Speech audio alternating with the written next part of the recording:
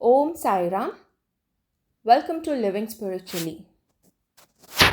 Let us know some details and information of Sai Baba's greatest devotee, Mhalsapati. Mhalsapati, who had the benefit of 40 to 50 unbroken years with Sai Baba, may be considered among the foremost of his devotees. He was the first to worship Baba, the first to greet him on his arrival in Shirdi and to address him as Sai. Only Mhalsapati and Tathya Kote Patil were allowed to stay with Baba in the mosque at night. Mhalsapati was the hereditary priest of Khanoba temple and hereditary goldsmith of Shirdi, though later he gave up this trade. His education was minimal, but he was noted for his piousness. He also used to receive and help visiting fakirs and sadhus such as Devi Das and Janaki Das. His income was so scant that he and his family would sometimes have to go without food but observed as he was in his religious practices. This did not seem to disturb him unduly. Mhalsapati was so identified with his god Khanoba that he sometimes entered trances and talked as if possessed by him. In this way, he fulfilled the role of village shaman, and villagers would put questions to Khanoba via the medium of Mhalsapati. In 1886, Mhalsapati was entrusted with a very important responsibility that was literally a matter of life and death and which had far reaching implications. Baba, who had been suffering from breathing difficulties, told him that he was going to God and that Mhalsapati should look after his body for 3 days. If I do not return, said Baba, then get it buried near the neem tree. On uttering these words, Baba passed out.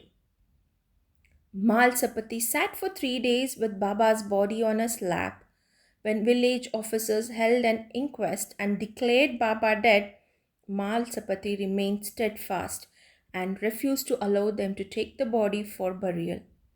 After this, Baba revived to live for another 30 years. In such ways, Mhalsapati got continued and devoted service to Baba throughout. In return, Baba guided and protected him and kept him on a high moral and spiritual course. In his life of Sai Baba, B.V. Narasimha Swami has recorded some of the main occasions on which Baba came to Mhalsapati's aid during their long association. They include curing his wife's throat tumor, manifesting to Mhalsapati at Jujuri, that is 150 miles away, to reassure him that his party would not be touched by the plague that raged there, and warning him of the peril of coming events such as a snake on his pathway home, a fight in a house he was to visit, an insulting situation at another, etc. Mhalsapati survived Baba by 4 years. During that time, he continued to sleep in the mosque, perform daily worship of Baba and Khanoba, observe mauna, that is silence, and sit in meditation. Baba had molded his simple and conservative yet dedicated priest into a paragon of spiritual excellence. An indication of this attainment is the mode of his death.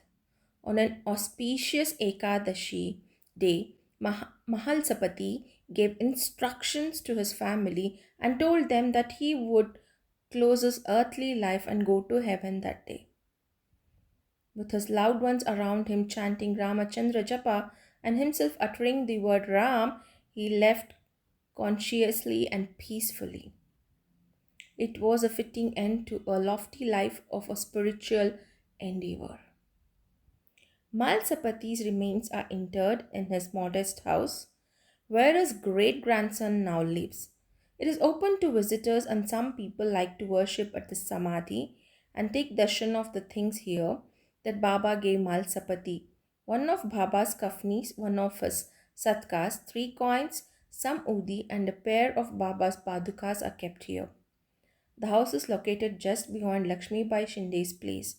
A little further up the lane at the next opening, the walls are painted and there is a sign above the door.